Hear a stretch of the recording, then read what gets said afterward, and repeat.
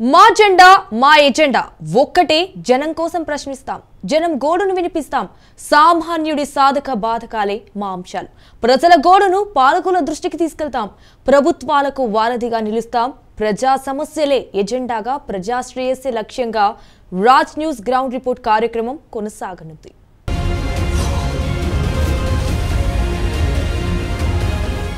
ఎవరైనా అక్కడికి వెళ్తే అంతే సంగతులు ఎవరైనా అక్కడ కాలు మోపితే మటాషే ఆ ఊరి చుట్టుపక్కలకు వెళ్ళినా ముక్కు మూసుకోవాల్సిందే ఎందుకంటే గాలిలో మేఘాల్లా నల్లటి పొగ కమ్మేసి ఉంటుంది ఆ ఊళ్ళో ఉన్నంతసేపు మాస్క్ ధరించినా కలుషిత గాలిని పీల్చుకోక తప్పదు ఇతర ప్రాంతాల వారైతే వచ్చిన పని చేయకుండానే వెళ్ళిపోతారు ఇక దశాబ్దాలుగా నివాసం ఉంటున్నోళ్ళ పరిస్థితి కూడా ఘోరం ఎటు వెళ్ళలేక ఇంటిల్లిపాది రోగాల పాలవుతూ చావుకు దగ్గరవుతున్నారు ఇంతకీ ఆ డేంజర్ ప్రాంతం ఎక్కడ ప్రభుత్వాలు ఏం చేస్తున్నాయి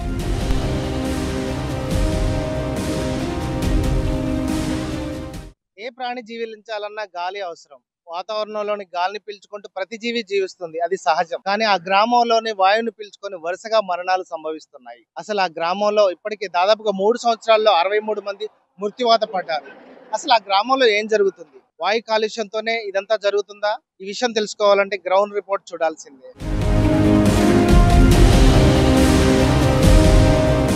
ఖమ్మం జిల్లా సత్తుపల్లి మండలం కిస్టారం గ్రామం ఇది 4 ఏళ్ల కిందటి వరకు పచ్చని పంట పొలాలతో కలకలలాడేది అయితే సత్తుపల్లి జేవిఆర్ ఓపెన్ కాస్ట్ గని నుంచి బొగ్గును రవాణా చేసేందుకు కిస్టారం గ్రామం వరకు రైలు మార్గం ఏర్పాటు చేశారు గడిలో తవ్విన బొగ్గును గూడ్స్ వ్యాగన్లలో నింపేందుకు 2022లో అంబేద్కర్ కాలనీకి 90 మీటర్ల దూరంలోనే 450 కోట్లతో కోల్ హ్యాండ్లింగ్ ప్లాంటు సైలో బంకర్ నిర్మాణం చేపట్టారు ఏడాదికి 1,00,000 టన్నుల బొగ్గు ఉత్పత్తి సాధించడమే లక్ష్యంగా నిర్దేశించారు ప్రస్తుతం రైలు వ్యాగన్ల ద్వారా రోజుకు 30,000 టన్నుల బొగ్గును తరలిస్తున్నారు ఇంతవరకు బాగానే ఉన్న కోల్ హ్యాండ్లింగ్ సంబంధించి ఏర్పాటు చేసిన సైలో బంకర్ నుంచి వెలువడుతున్న బొగ్గు మసి దుమ్ము ధూళితో స్థానికులు పడుతున్న ఇబ్బందులు వర్ణనాతీతంగా ఉన్నాయి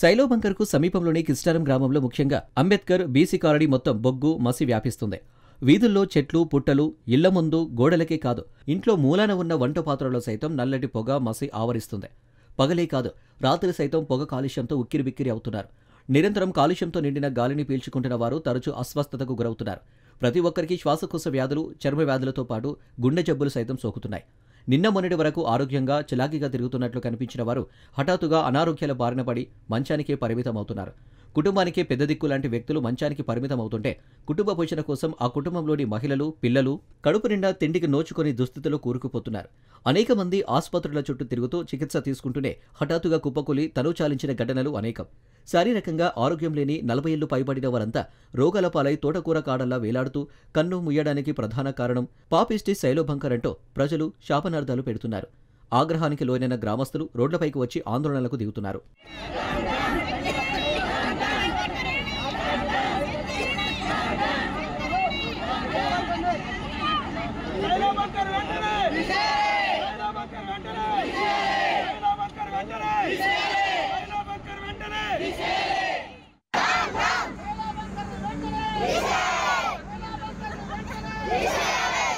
సైలో బంకరు ఏర్పాటైన నాటి నుంచి గత 3 ఏళ్లుగా గాలి కాలుష్యం విపరీతంగా పెరిగిపోయింది పీల్చే గాలి మాత్రమే కాదు ఇళ్లలో తినే తిండి తాగే నీరు సైతం విషతుల్యమవుతున్న పరిస్థితి దీంతో గ్రామస్తులు అనేక మంది జబ్బుల బారిన పడుతున్నారు పనిచేసే సత్తువ కోల్పోతూ ఆసుపత్రుల చుట్టూ తిరుగుతున్నారు పీల్చి పిప్పి చేసే జబ్బులతో పోరాడలేక తమ కుటుంబీకులు ప్రాణాలు అనంతవాయువులో కలిసిపోతుంటే మృతుల బంధువులే కాదు గ్రామస్తులంతా భయంతో వణికిపోతున్నారు అధికారికంగా చెబుతున్న లెక్కల ప్రకారం 3 ఏళ్ల వ్యవధిలోనే 63 మంది మృత్యువాత పడగా అనేక మంది తీవ్ర అస్వస్థతో మంచం పట్టారు ఆసుపత్రి నుంచి శవాలుగా తిరిగి వస్తున్నారన్న నానుడి ఏర్పడింది అంబేద్కర్ బీసీ కాలనీ ప్రజలంతా 3 ఏళ్లుగా నిరంతరం భయంతో బిక్కుబిక్కుమంటున్నారు విలువైన తమ భూములను బొగ్గు తవ్వుకునేందుకు సింగరేణికి ఇచ్చి త్యాగం చేశామని సింగరేణి సంస్థ తమ గురించి ఏమాత్రం ఆలోచించకుండా ప్రాణాలు తీస్తుందని ఆరోపిస్తున్నారు మా ప్రాణాలు పోతున్నాయి మమ్మల్ని కాపాడండి అంటూ నెల రోజుల కిందట నిరవధిక రీల దీక్షలు ప్రారంభించారు కుటుంబంలోని పిల్ల పాపలతో కలిసి ఆందోళనను ఉధృతం చేస్తున్నారు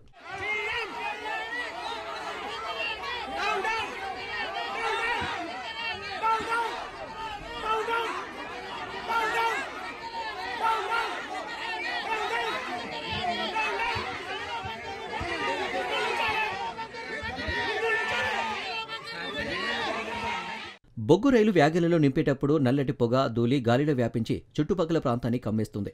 ఈ కాలుష్యం ప్రభావంతో ఇక్కడి ప్రజలంతా ఊపిరితిత్తులు, కాలేయం, గుండె జబ్బులతో పాటు చర్మ వ్యాధులకు గురవుతున్నారు. ఆసుపత్రుల చుట్టూ తిరుగుతూ పనిచేసే సత్తువ కోల్పోయి ఈ 3 ఏళ్లలో 63 మందికి పైగానే ప్రాణాలు కోల్పోయారంటే పరిస్థితి ఎలా ఉందో అర్థమవుతుంది. ప్రాణం పోయినా ప్రతిసారి కాలనీ ప్రజలు ఆందోళనకు దిగటం, కాలుష్య నివారణ చర్యలు తీసుకుంటామంటూ సింగరేణి వారు కంటి తొడుగు చర్యలుగా స్ప్రింక్లర్లతో 4 రోజుల నీళ్లు చిలకరించి చేతులు దులిపేసుకోవడం మామూలైపోయింది. మొదటి నుండి కిస్టారం గ్రామంపై సింగరేణి అధికారుల వైఖరి మోసపూరితంగానే ఉందని స్థానికులు ఆరోపిస్తున్నారు. తీవ్ర కాలుష్యం ఎదజల్లే సైలో బంకర్ గురించి నిర్మాణానికి ముందు ఎలాంటి ప్రజాభిప్రాయ సేకరణ జరపలేదని ఆగ్రహం వ్యక్తం చేస్తున్నారు. సైలో బంకర్ బొగ్గు కాలుష్యంతో ప్రాణాలు పోతున్నాయి. సైలో బంకర్ను తీసేయండి లేదా మా కాలనీ ప్రజలకు R&R ప్యాకేజ్ ఇచ్చి పునరావాసం కల్పించాలంటూ ప్రజలు మూకుమ్మడిగా ఆందోళనలు ఉధృతం చేస్తున్నారు.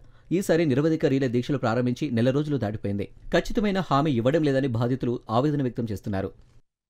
సత్తుపల్లి కృష్ణారావులోని అంబేద్కర్ కాలనీ వాసులు వరుసగా ఇప్పటికే మృత్యువాత పడుతున్న పరిస్థితి కనిపిస్తుంది. ఇక్కడ ఉన్నటువంటి సైలో బంకరు కాలుష్యం వల్లనే తమ ప్రాణాలు పోతున్నాయని చెప్పేసి ఇప్పటికీ కాలనీ వాసులంతా కూడా నెల రోజుల నుంచి కూడా వరుసగా వారైతే అంటే రిలే నిరాహార దీక్షలు చేపడుతున్న పరిస్థితి కనిపిస్తుంది. సైలో బంకరు కాలుష్యం వల్లనే తమ ప్రాణాలు పోతున్నాయి, తమ కుటుంబాన్ని ఆసరాగా ఉన్న వ్యక్తులను కూడా కోల్పోవాల్సి వస్తుందని చెప్పేసి వారు ప్రధానంగా ఆరోపిస్తున్న పరిస్థితి కనిపిస్తుంది. ప్రాణాలు పోవడానికి ప్రధాన కారణం ఏంటి, వీరికి రిలే దీక్షలు చేయడానికి ప్రధాన కారణం ఏంటనే విషయాన్ని వారి మాటలు అడిగి తెలుసుకుందాం. చెప్పండి అమ్మా, ప్రధానంగా అసలు ఏం జరుగుతుంది, మీరు రిలే నిరాహార దీక్షలు చేయడానికి ప్రధానం ఏంటి అమ్మా? 2004 నమస్తే అండి, నా పేరు జాన్వి. 2004లో సింగరేణి వచ్చిందండి. సింగరేణి వస్తే డస్ట్ వచ్చేది బ్లాస్టింగ్ కి, కానీ మేము అంత పట్టించుకోలేదు. 2020లో సైలో బంకర్ వచ్చింది. సైలో బంకర్ మాకు 90 మీటర్లు దూరంలో కట్టారు. 90 మీటర్లు కడితే దానివల్ల అది రైలు బొగ్గు లోడింగ్ వల్ల మాకు డస్ట్ బాగా ఎక్కువయ్యి గాలి కాలుష్యం, నీరు కాలుష్యం, వాయు కాలుష్యం మొత్తం బాగా డస్ట్ ఎక్కువైందండి. మాకు 2020 నుంచి దగ్గరగా మా ఏరియాలో 50 మంది దాకా చనిపోయారు. 50 మంది చనిపోయారు. మళ్ళీ 2024, 25లో ఇంకా ఎక్కువైందండి, మరణాలు ఎక్కువైనాయి. అందరికి ఇక్కడ లంగ్స్ ప్రాబ్లంలు, హార్ట్ ప్రాబ్లంలు, లివర్ ప్రాబ్లంలు, శ్వాసకోశ వ్యాధులు ఈ డస్ట్ వల్ల, ఈ నీళ్ల వల్ల. ఈ మధ్య క్యాన్సర్ కూడా వచ్చిందండి. మేము 29 రోజుల నుంచి నిరాహార దీక్ష చేస్తున్నాం. ఒక్కళ్ళు కూడా మాకు ప్రాణభిక్ష పెట్టమని అడుగుతున్నామండి. మేము ఎవరి వాటాల్లో హక్కు అడగట్లేదండి. మాకు ప్రాణభిక్ష పెట్టండి. ఈ సైలో బంకర్ అన్న తీసేయండి, లేకపోతే మాకు పునరావాసం కల్పించడం అని అడుగుతున్నాం. మా ఓటుకి విలువ ఉంది కానీ మా ప్రాణాలకు విలువ లేకుండా చేస్తున్నారు. ఏ రాజకీయ నాయకులైనా వచ్చి మాకు హామీ ఇస్తారేమోనని 29 రోజుల నుంచి ఇక్కడ కూర్చుని మేము రిలే నిరాహార దీక్ష చేస్తున్నామండి. మమ్మల్ని అడిగి మా బాధని కొద్దిగా తీర్చుతారేమోనని ఆశతో చూస్తున్నాం. ఇక్కడ పెద్దవారు, పిల్లలు, ఆడవాళ్ళం అందరం చెట్టుకి పుట్టకి అన్నట్టు అందరం వచ్చి ఇక్కడ ఇల్లు వాకిలు వదిలిపెట్టి కూర్చొని ఉన్నామండి. ఎప్పుడు వస్తారా అని ఎదురు చూస్తున్నాం. కానీ ఎవరైనా వచ్చి పట్టించుకొని నాదులో లేకుండా పోయారండి. మేము 29 రోజుల నుంచి ఉన్నామండి ఇక్కడ. ఎండలు ఎక్కువైనాయి. 60-70 సంవత్సరాల మనుషులు కూడా ఇక్కడ, ఆడవాళ్ళు, పాప ముసలి వాళ్ళు కూడా వచ్చి, ఆడవాళ్ళు మా భవిష్యత్తు పోతే పోయింది, మా పిల్లల భవిష్యత్తు బాగుంటుందేమోనని వచ్చి కూర్చున్నామండి. మమ్మల్ని కొంచెం ఆలకించండి మంత్రులారా. మా ఓట్లకి విలువ ఉంది కానీ మా ప్రాణానికి విలువ లేకుండా చేస్తున్నారు. మాకు ప్రాణభిక్ష పెట్టమని అడుగుతున్నామండి. అందుకే 29 రోజుల నుంచి నిరాహార దీక్ష చేస్తున్నాం. ఇంకెన్నాళ్ళైనా ఇలా కూర్చుంటాం. వాళ్ళు మేము ఇండ్ల దగ్గరైనా చావులు ఉన్నాయి, మాకు ఇక్కడైనా చావు ఉంది. ఎక్కడైనా మేము చచ్చేది కాబట్టి మేము ఇక్కడే కూర్చుంటున్నాం. ఆడవాళ్ళం తప్పకుండా ఇక్కడే కూర్చుంటాం.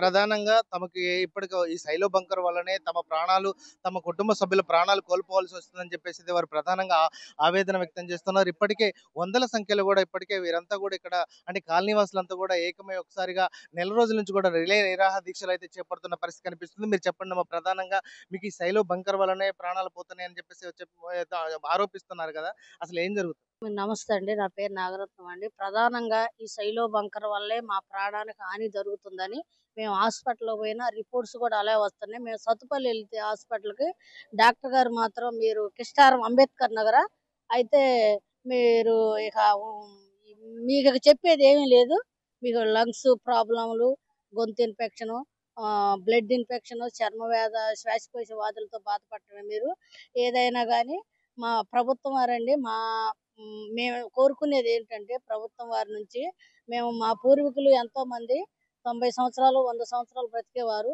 అయినా మేము కనీసం ఇప్పుడు 40 నుంచి 50 సంవత్సరాలు బ్రతకాలని కోరిక కూడా ఉండలేదు మాకు. ఎందుకంటే ఈ నొప్పులతో ఈ ఒళ్ళు వాపులు, దురదలు ఈ ఎలర్జీతో. ఎందుకంటే మేము తాగే నీటిలో కలుషితం అయిపోతుంది. ఈ సౌండ్లకి మా చెవులన్నీ బద్దలైపోతున్నాయి, ఉండలేకపోతున్నాం, నిద్రాగారాలు లేకుండా ఉండాల్సి వస్తుంది. శైలో బంకర్ గురించి ప్రభుత్వం వారు మా మా మా గ్రామంలో ప్రతి సస్యశ్యామలంగా ఉండే గ్రామాన్ని బొగ్గుమయం చేసి శవాలమయం చేశారు ఈ శైలో బంకర్ వచ్చి. మేము ఎంతో ఎంత ప్రశాంతంగా ఉండే వాతావరణం, కలెక్టర్ గారు ఎవరు వచ్చినా కానీ ఈ వాతావరణం, ఈ గ్రామం ఎంతో సుందరంగా ఉంది, సస్యశ్యామలంగా ఉందని కోరుకునేవాళ్ళు. ఇప్పుడు ఎవరైనా కనీసం ఆ, ర- మంత్రులు రావటానికి కూడా ఇష్టపడలేదు మా గ్రామంలో. కార్లు పోయేటప్పటికైనా ఈ చివరి నుంచి ఆ చివరి వరకు 1 కిలోమీటర్ దూరంలో గ్లాసులు ఎత్తుకొని గ్లాసులు ఓపెన్ కాకుండా వెళ్తున్నారు. ఒక్క నిమిషానికి తడుస్తున్నారు కదా అధికారులు. 24 గంటలు మేము ఎలా బ్రతకాలి అని మమ్మల్ని ఆలోచించట్లేదు.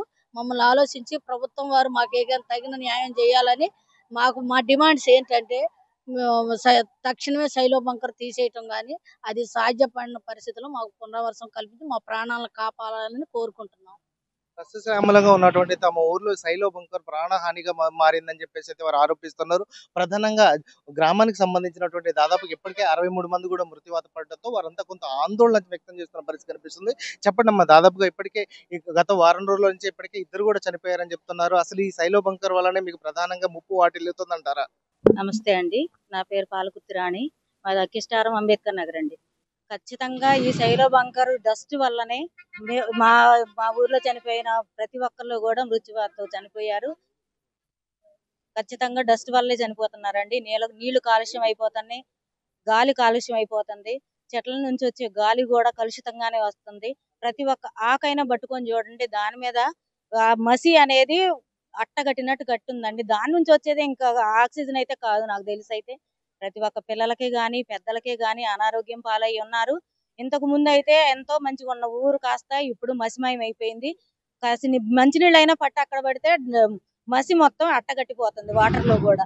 ఇంకా ఆ నీళ్లు తాగితే మా ఆరోగ్యాల పరిస్థితి ఏంటో మీరే అర్థం చేసుకోవాలి.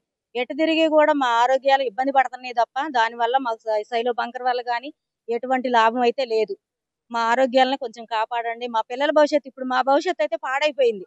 ప్రతి ఒక్క ఇంటికి కూడా అనారోగ్యంతో ఉన్న వ్యక్తే తప్ప ఎవరైనా ఆరోగ్యంగా ఒక ఇంట్లో ఆరోగ్యంగా ఉన్నారు అన్న దాఖలాలు అయితే లేవు సార్. మొన్న మా భర్తే, ఆయన చేస్తేనే మా ఇంట్లో వెళ్ళేది. మేము తల్లి నలుగురిమి, 2 పిల్లల్ని చదివించుకోవాలి సార్. నేను ఇంటి దగ్గరే ఉంటా, ఆయన డ్యూటీకి వెళ్తేనే వెళ్ళాలి. సడన్ గా కళ్ళు తిరిగి కింద పడిపోయారు. ఏంటంటే లెన్స్ లో ఇన్ఫెక్షన్, డస్ట్ వల్ల ఈ లెన్స్ పాడైపోయినాయి అని చెప్పారు సార్. ఆయన ఇప్పటికే కనీసం ఒక 20 రోజుల నుంచి ఉంటున్నారు సార్ ఇంటి దగ్గర. 20 రోజుల నుంచి హాస్పిటల్లో తిరగటానికి మాకు సరిపోతున్నాయి. కనీసం ఆర్థిక స్తోమత లేని వాళ్ళమే, మాకు సహాయం చేసే వాళ్ళు లేకపోయారు. కనీసం ఈ విధంగా మాకు సహాయం చేయండి అని మేము కోరుకుంటున్నాం సార్. ఎటు తిరిగి కూడా మాకు కొంచెం సహాయం చేయండి అని మేము వేడుకుంటున్నాం. ఈ శైలో బంకర్ వల్ల కూడా తమ ప్రాణాలు పోతున్నాయి, తమ కుటుంబ సభ్యులను కూడా కోల్పోవాల్సి వస్తుంది. ఇప్పటికీ కుటుంబానికి పెద్ద దిక్కుగా ఉన్నటువంటి వారంతా కూడా ఈ శైలో బంకర్ వల్ల అటు ఏదైతే మానసిక వ్యాధులు కావచ్చు, అదేవిధంగా లంగ్స్ క్యాన్సర్ కావచ్చు, ప్రధాన క్యాన్సర్, చర్మ వ్యాధులతో కూడా తమ కుటుంబ సభ్యులను అయితే కోల్పోతున్నాం. ఇప్పటికే అంటే దాదాపుగా ఇప్పటికే 63 మందికి కూడా చనిపోవడం, ఈ భవిష్యత్తులో కూడా మా పిల్లలకు కూడా ఎటువంటి సంభవిస్తుందనే నేపథ్యంలోనే మేము రిలే నిరాహార దీక్షలు చేస్తున్నాం. ఇప్పటికే అటు మంత్రులు వాళ్ళందరూ దృష్టికి తీసుకెళ్ళినాం, ఇటు ఏదైతే సింగరేణి యాజమాన్యం దృష్టికి తీసుకెళ్ళినా కానీ కనీసం ఇప్పటివరకు కూడా మాకు స్పందన లేదని చెప్పేసి అయితే వారు ఆవేదన వ్యక్తం చేస్తున్నారు. ప్రధానంగా ఇటు నీటి కాలుష్యంతో పాటు వాయు కాలుష్యంతో కూడా ప్రధానంగా తాము ఇబ్బంది పడుతున్నామని చెప్పేసి అయితే ఇక్కడ ఉన్నటువంటి కాలనీ వాసులు చెప్తున్నారు. తమకు న్యాయం జరిగే వరకు కూడా ఈ పోరాటం అయితే సాగుతుందని చెప్పేసి అయితే శైలో బంకర్ వాళ్ళు చెప్తున్న పరిస్థితి ప్రధానంగా కనిపిస్తుంది. ఇక శైలో బంకర్ లో ఏం జరుగుతుందనే విషయాన్ని చూద్దాం.